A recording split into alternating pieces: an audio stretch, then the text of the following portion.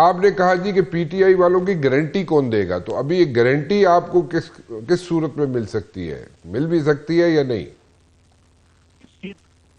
Leader of the opposition नामजद है महमूद सईद साहब। मैं समझता हूँ पहले तो गवर्नमेंट को उनका नोटिफिकेशन करना चाहिए और उनका नोटिफिकेशन के बाद जो उन्होंने असेंबली में स्पीच की है वहां से काम शुरू करना चाहिए। उन्होंने कहा कि 4-5 पॉइंट जो उन्होंने गिने उन्हीं 5 पॉइंट आगे और रहमान साहब ये आसफ अली जरदारी साहब को एंगेज करेंगे या मियां नवाज शरीफ साहब को एंगेज करेंगे तो कोई ऐसा क्राइसिस नहीं है जो जिसका हल ना हो। और मैं समझता हूँ 2 दिन में हर क्राइसिस का हल निकल सकता है। अच्छा, तो यू थिंक कि 2 दिन में हल निकल सकता है इस चीज का? कोई मुश्किल नहीं है। कौम है जानी कैफियत में राना साहब कि क्या हमने शुरू किया हुआ है एक दूसरे को मतलब।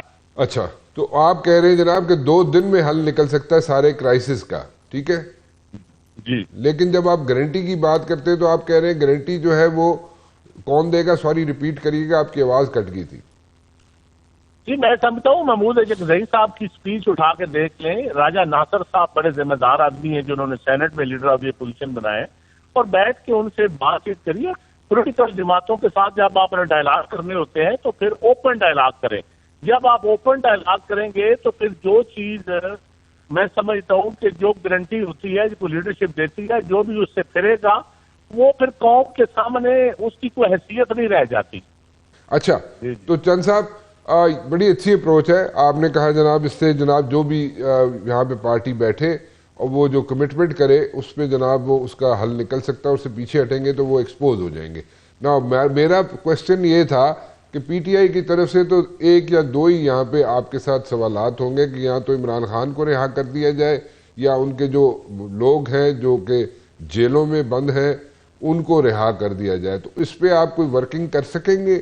आप are you in a position to do that? Working देखें राणा साहब कोई वर्किंग मुश्किल नहीं है। आप इस पहले तो उनके सीबीएम के तौर पे लीडर ऑफ द अपोजिशन के नोटिफिकेशन करें और फिर वो जो दोनों लीडर ऑफ द अपोजिशन है वो बैठ के हुकूमत से बातचीत करें और जब हुकूमत से बातचीत होगी यकीनन पीपल पार्टी हुकूमत ऑन बोर्ड ले और मौलाना फजल रहमान साहब को ऑन बोर्ड ले तो ये क्राइसिस निकल सकते हैं। और जो उनके बेगुनाह लोग हैं या जो उनको वो समझते हैं कि फेयर ट्रायल हमें मिलना चाहिए तो फेयर ट्रायल अगर हुकूमत गारंटी दे देती है फेयर ट्रायल की तो मामला सुलझ सकते हैं सारे जी। अच्छा चले, this is very positive approach जी। अच्छा एक बात समझाइएगा, अभी आपके हालात जो है अभी देखें कायरा साहब का अपॉइंटमेंट हुआ अभी वैक्यू बोर्ड ट्रस्ट के चेयरमैन के तौर पे, ठीक है।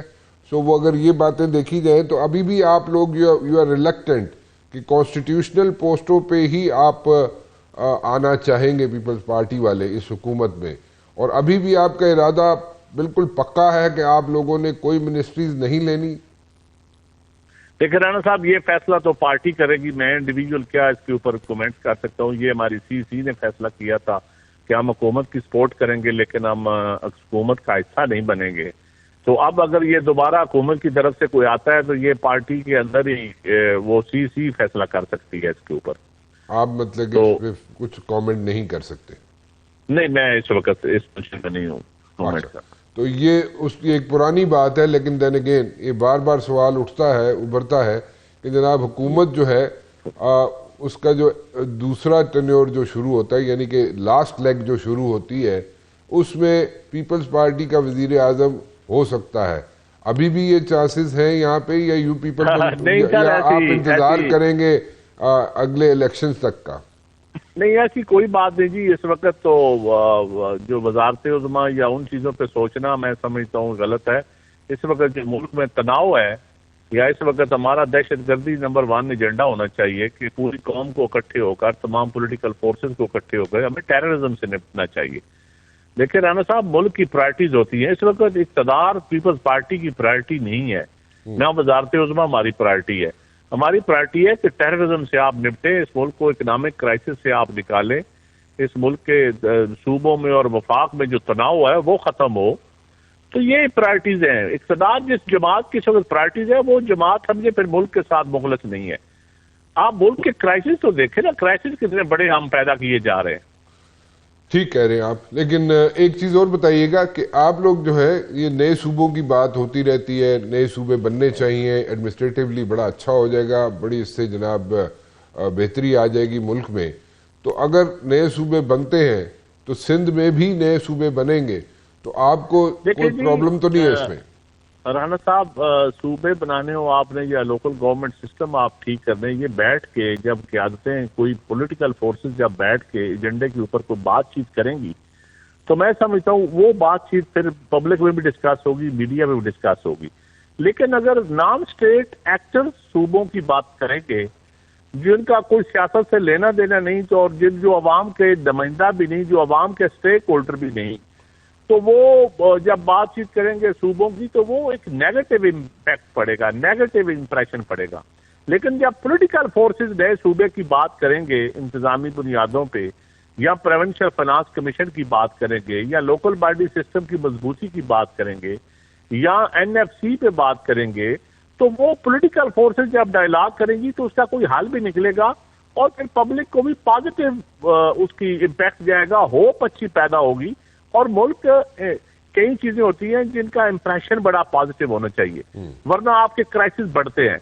हमें इस वक्त लोगों को एक होप देनी पड़ेगी, दहशतगर्दी के मामले में भी और इकोनॉमिक क्राइसिस के मामले में भी।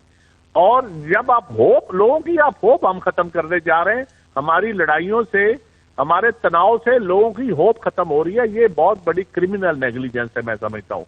लोगों की होप हमें खत्म नहीं करनी चाहिए। How will you give the masses hope?